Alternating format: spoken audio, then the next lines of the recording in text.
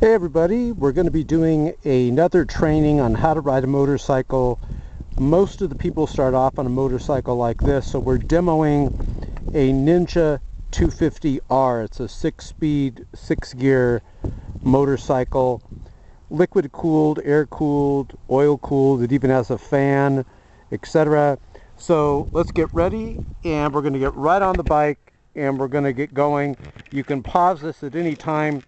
Don't forget to visit our website below this video, and don't forget to click right here on the right corner so you can go to full screen mode. You want to go to full screen mode right here on the right corner where my finger is pointing. Now before we get started, let's show you some things. This is the gear shift lever. There's 6 gears. So for example, first, neutral, second, third, and then fourth, fifth, sixth, right? So in between first and second is neutral right here. So your foot is going to be here and kicking up to shift upward, and when you want to shift downward, you'll put your foot here and shift downward. This is the front brake here, and then right here is the rear brake. Your foot, I don't know if I could show you, kind of goes like that on the rear brake. Front brake. We're going to get started in a moment, but so the motorcycle doesn't make noise just yet. This is the kill switch. Get in the habit of shutting this off and turning it on because it'll kill your motor. This is the starter. This is the throttle. Remember, everything on the right when you're sitting on it is braking. Front brake, rear brake.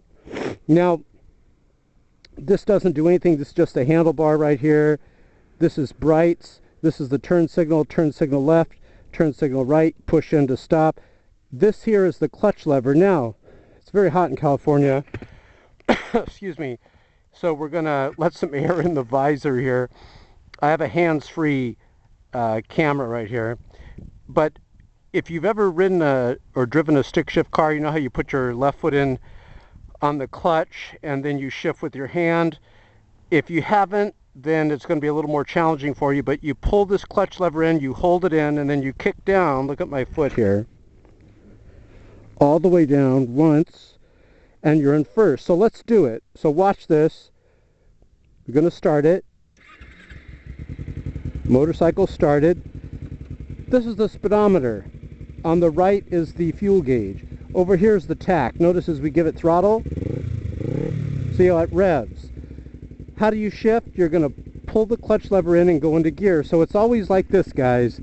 Clutch lever in, go into the gear you want, then let go of the clutch.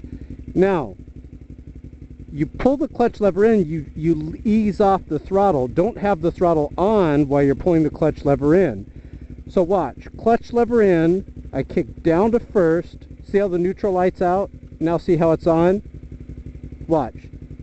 3, 2, 1. We're in first, clutch lever is still being held. As I let go, look at the ground. See how the motorcycle is moving over it? So once you start feeling it catch, you're going to give a little throttle like this, and then you're slowly going to let the clutch lever out. Starts catching, watch. Keep your feet down, now you lift your feet up, and you're going. First gear is really easy. I mean, I'm sorry, all the other gears are really easy. First gear is the most difficult. I mean, it's easy for me or once you've started riding, but first gear is going to be the most challenging. So you kind of ride around a little bit, and then you come to a stop, and here's how you stop. Clutch lever in.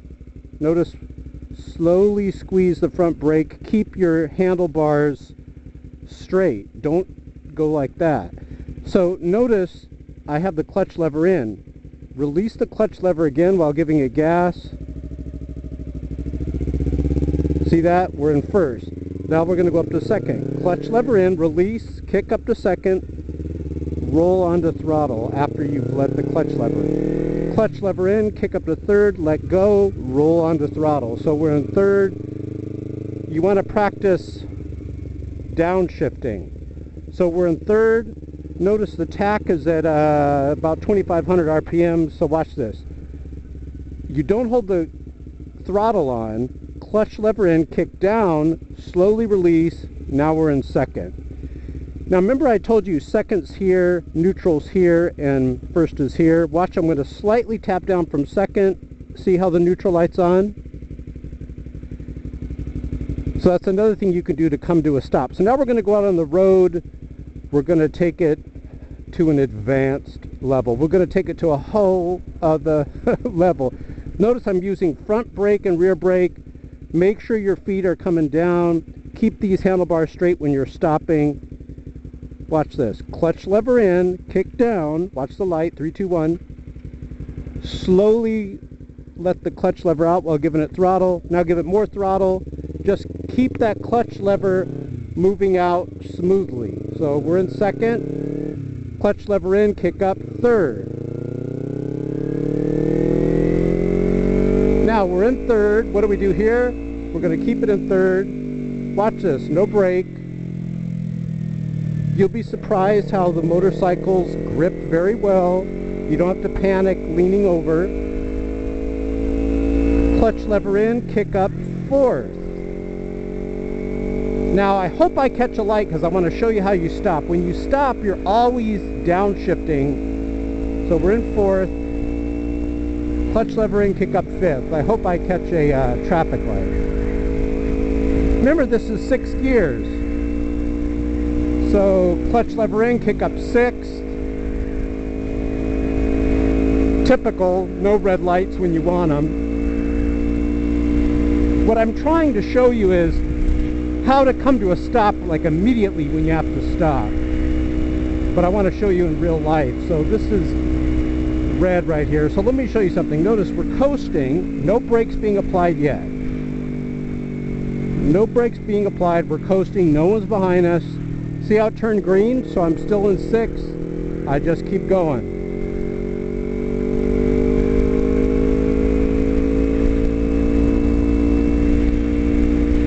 Just keep going.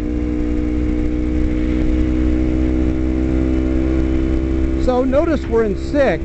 So once you get the bike going, first is the most challenging, okay? But here's what we're doing. You pull the clutch lever in, you kick down to first, you keep the clutch lever in, then as you're slowly letting the clutch lever out, as soon as you feel it engage, you start to give it a little bit of throttle. Don't just let the clutch lever out or you're going to stall it.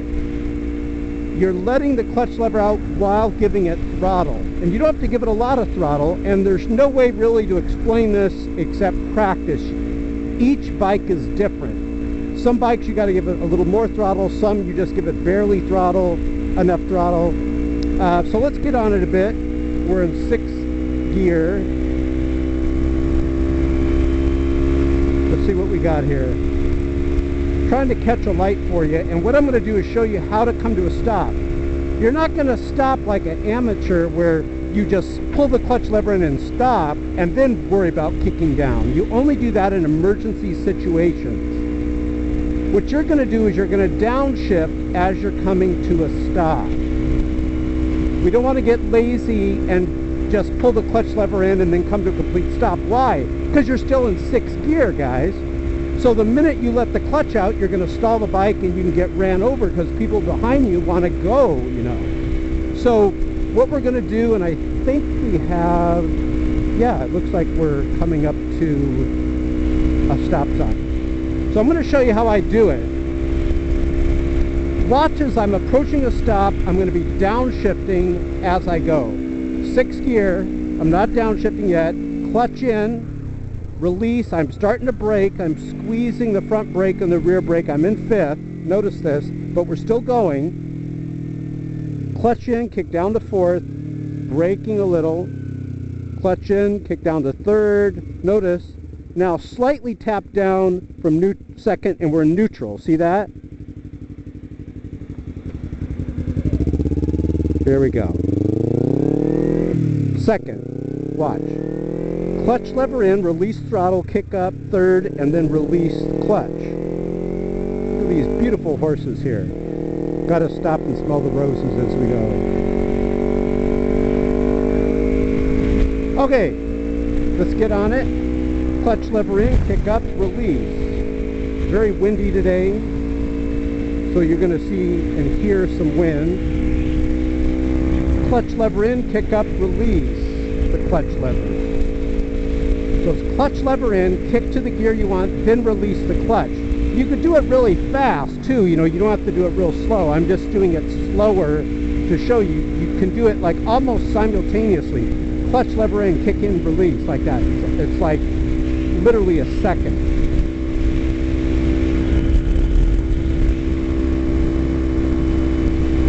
Alright, let's see if we get a light here. You have to learn how to get into first gear and how to stop when you need to. So check it out, green light, 6th gear. You're not having to stop. I never like stopping. I always love going. But whenever I'm doing these training videos, I get all the green lights, and when I want to go, I get all the red lights. Cracks me up. Alright, let's see. Is this a stop sign? Traffic light. Let's see if we have to stop yet. Now we're going to show you freeway riding also in about 3 blocks here.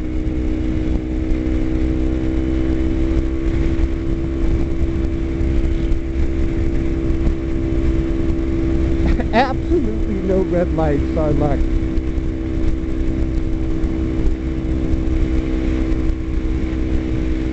Okay, red light. I'm speeding up to it. Okay, take my hand off the throttle. We're in 6. Notice this is what I'm doing. I'm still moving, not braking. Clutch in, kick down to 5th. Now I'm braking. Clutch in, kick down to 4th. I'm still braking. So you just hold the brake, clutch in, kick down till I see neutral, and there it is. See, you can skip a few once you get, you know, good at it. It helps if you count the gears in your mind. Watch. First. Watch. Count in your mind. So I'm in first. What's the next one? Straight up second.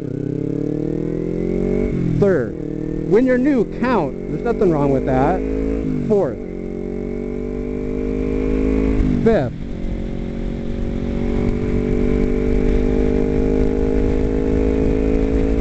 Sixth. Alright, we got the freeway coming up. Our GPS says freeway right around the corner. What's really cool, you can put one of these things on your motorcycle. I wish I had this on my 600. And you can put your phone on here and you have a GPS and everything. Some people get Bluetooth helmets and whatnot if you want to talk on your helmet. It gets kind of loud in here, so I don't know how effective that would be. So here comes the freeway after this light. We're in 6. See, red light, watch this, downshift to 5th, braking, very bad road here, very bad right there.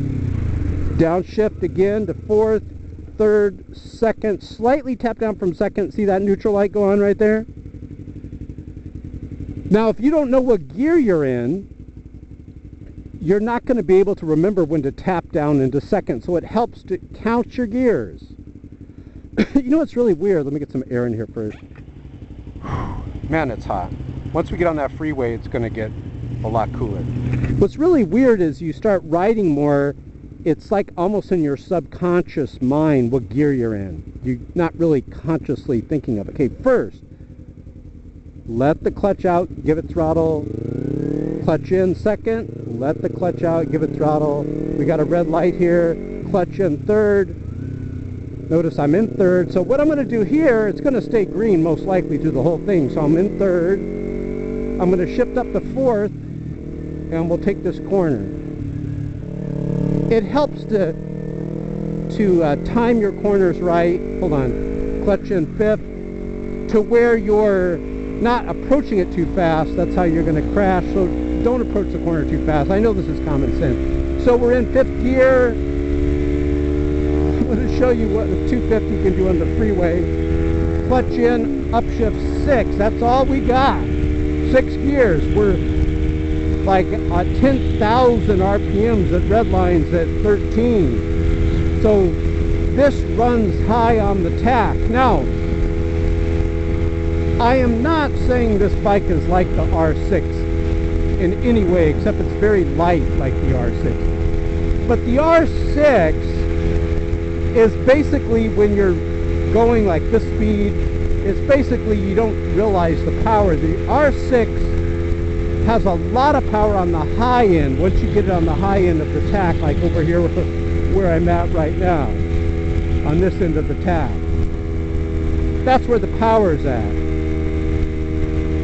This bike's similar in that way that you have to really ride it on the high end of the tack in order to get some power out of it. Now notice this guy's stopping. I'm in 6. I'm not braking on the freeway. The motor is tight enough. It's got that built-in where it'll slow you down just by taking watch. Notice I'm not braking. We're still moving, but it's slowing. See how that is?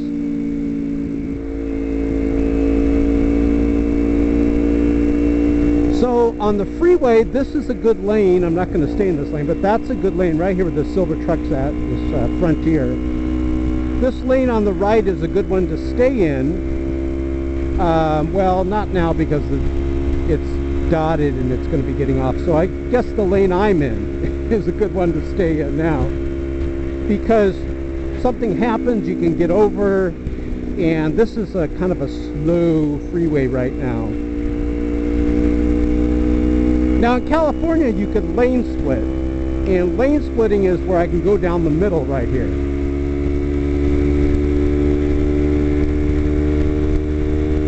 So you got it on the shifting, guys.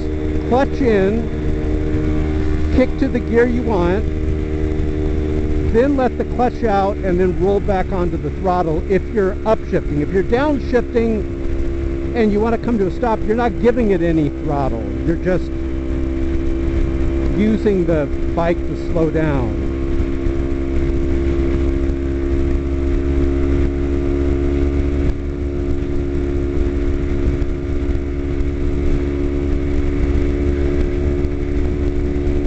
So let's get over here.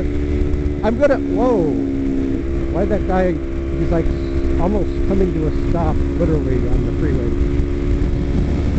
Oh, he's a worker on the freeway.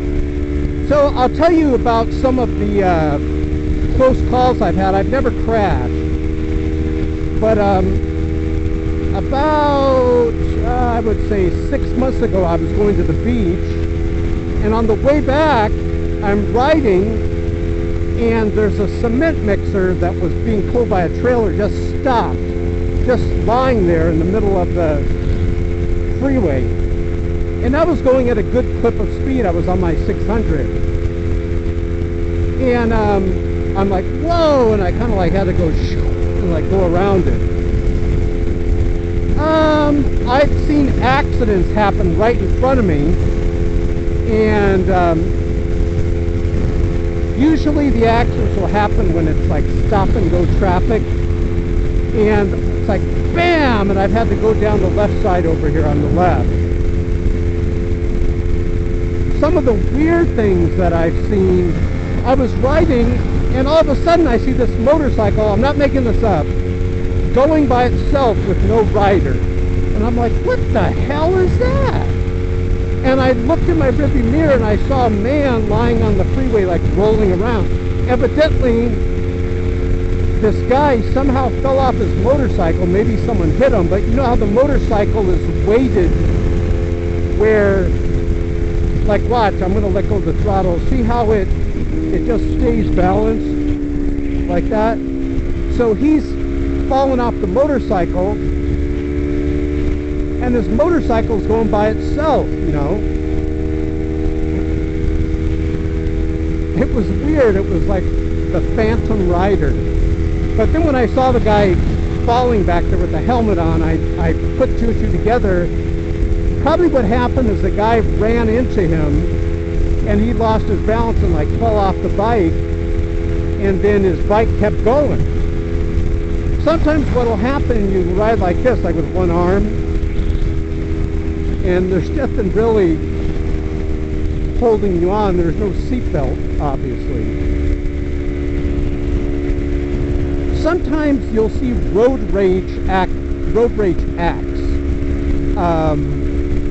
One time I saw these two women like just totally going at it, almost crashing into each other's car, flipping each other off, and I'm like in the middle of them trying to get out of the way. You'll see stuff like that too.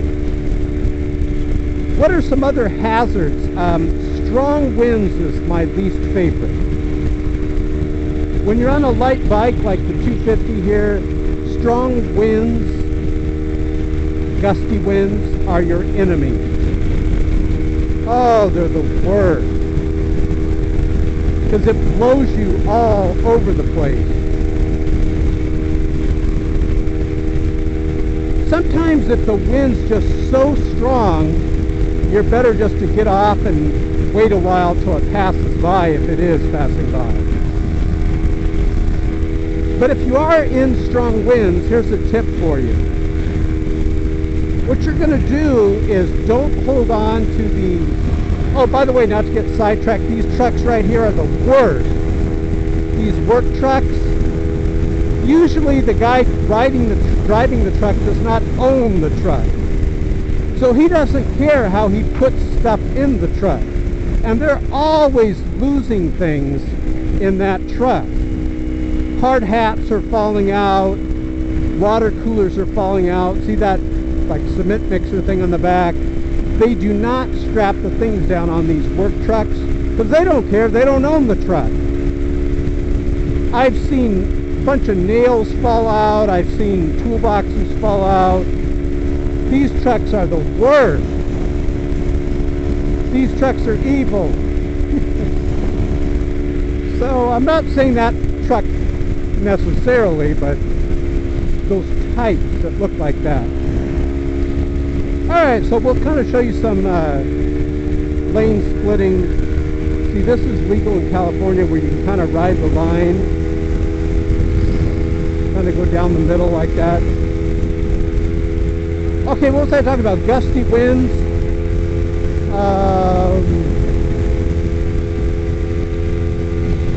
I was going to say something till that truck.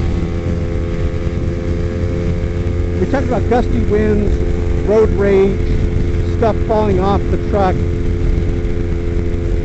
the guy falling off the motorcycle. Oh yeah, how to ride in the strong winds. What you do is you don't hold the death grip on the handlebars. You hold kind of a light grip. See how my hands are kind of light on the handlebars, yet I'm still holding on. You don't hold the death grip, and then when the wind blows, your arms kind of are like shock absorbers, and they take the wind. So it's a natural inclination when you've got strong winds to hold on with the death grip, because it's so terrifying when you get these strong winds. You'll be in this lane, and then the strong wind will come, and you're like this. You're like, whoa, and you're like over here, and then the wind blows you, and you're like over here. So much fun, I tell you. So, but if you kind of have a light grip on the handlebars, that alleviates some of that problem here. Get over here. Oh, look what we have in front of us. Another one of those dreaded vehicles.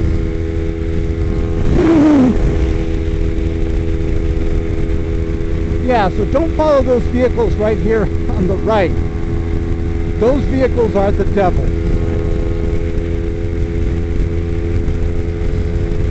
I would wear a full face helmet. I've had bugs hit me and it feels like I'm getting shot in the face with a gun at point blank range. Kind of tucked down now because speaking of strong winds, there's some strong winds right here. So do wear a full face helmet. You'll be surprised how this protects your face. Plus, it's more aerodynamic. You know, you're going to have all this wind hitting your face. If you're on the streets, I can understand how you want the sun in your face and all that, but freeway, nah, you're going to need a full face helmet. Like I'm getting strong winds right now. Very, very strong wind. On this bike, you'll be surprised just by me tucking down.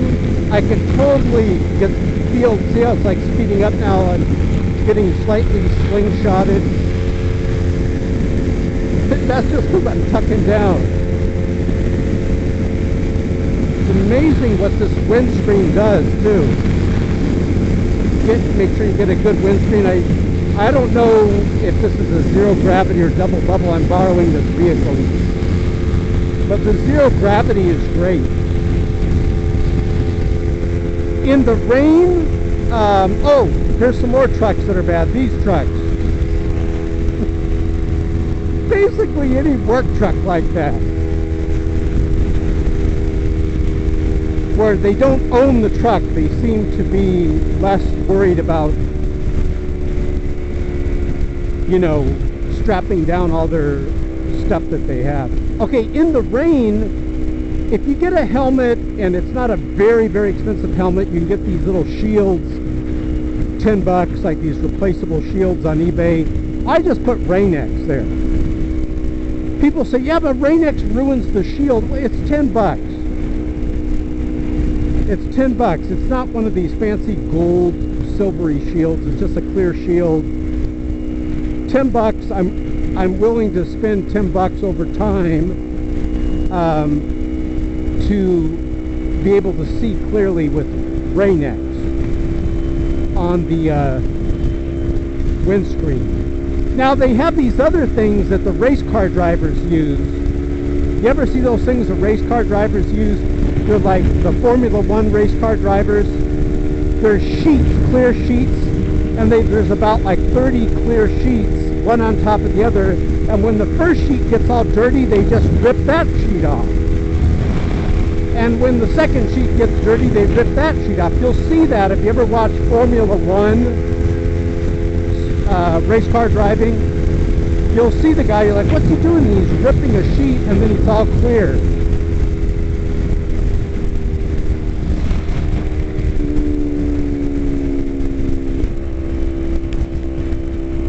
Very trafficy today. So in the rain, I don't mind the rain that much. We don't get much rain here in California. The winds is the worst. The rain, hold on, my nose is. You can hear the wind coming in just by me opening up my visor. The rain's not as bad as the strong winds. Although, I've had some really strong rain coming down. So strong where you got to pull off. You can't even see.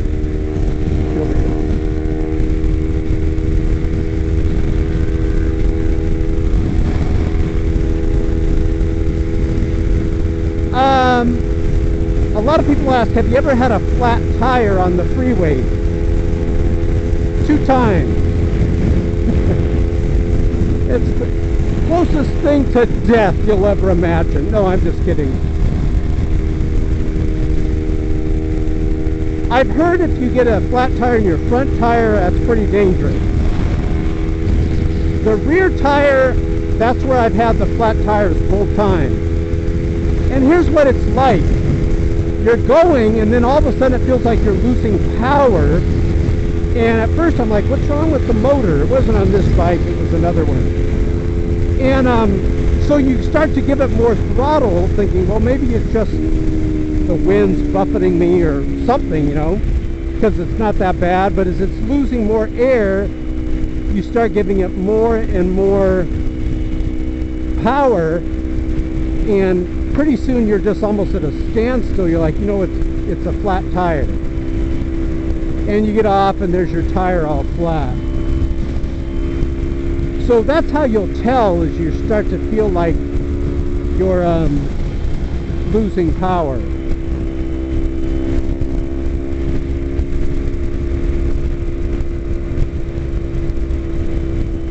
Let's see what else I could tell you. Talk about the flat tires, the winds. What other dangers are there?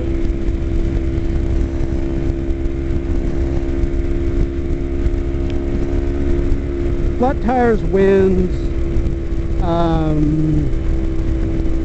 Okay, I've had a lot of cars almost hit me, but I don't like to ride real close to the cars.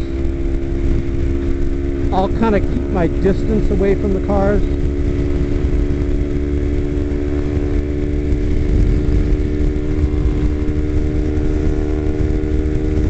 But I would say winds are the worst, rains are not that bad, just get Rain-X. What else? I haven't had it. Oh yeah, I know what I was going to tell you. Cell phones. I believe this is kind of like a personal opinion of mine. It is my opinion that the cell phone laws have made it more dangerous for motorcycle riders. I can prove it. Before, let's say I'm on the cell phone, right? Before, if I'm on the cell phone, what people would do is they would just hold it up to their head and they would talk on it. Well, now with the cell phone laws, it hasn't stopped anybody from using their phone, even if they don't have Bluetooth. Now they just hide it. But the way they hide is they hold it below their steering wheel, and they'll look down, and then they'll look up, and they'll look down, and they'll look up, and it has made it more dangerous for motorcycle riders like myself. Because now they're looking down, and then they look up and they see you and they almost crash into you. So it's just a typical thing, typical stupidity of our government, how they make laws to get more money from the citizens, but it makes our lives more dangerous. They should make talking on the cell phone legal, because then people wouldn't hide it so much, because they're not stopping. It's not stopping them from talking on the phone. I see it hundreds of times per month. People are still on the phone, but they're holding it down like this, and then they're looking up, and then it's too late, and then they're crashing into the back of a motorcycle rider or a vehicle. And, you know, I have compassion on those people, because they have to, you know, get on with their lives, and we should be able to talk on the phone. I believe we should. Let me show you something that's ridiculous. Let me let this person go. I've talked to police officers, and I said, is it legal to eat a hamburger in the car? They're like, yeah, you can sit there and eat a hamburger. Then why can't you hold a phone? It's the same thing. People say, well, you're distracted. You're more distracted eating the hamburger. But you're allowed to eat a hamburger legally in California, where I'm at. But you're not allowed to hold your phone like that. It just seems to me that the laws are a lot more dangerous now than the way it used to be. Before they passed the cell phone law, I was never almost getting killed by cell phone drivers, I guess. People on their cell phone while they're driving, we'll call it that. Now it happens all the time, because the people don't want to break the law. They want to get a ticket and pay all the fines. So they hide it. So I have a solution. What we should make is like cell phone hamburger cases. You make a cell phone, and like a case for the cell phone is like a hamburger, and then if a cop sees you, you're just like holding the hamburger. Hi officer, I'm eating an In-N-Out double-double or whatever. Because I'm telling you, the new law has made it much more dangerous. I think it should be legal to talk, you know, on the cell phone. Well, thanks for watching, guys. Don't forget to visit our website below this video.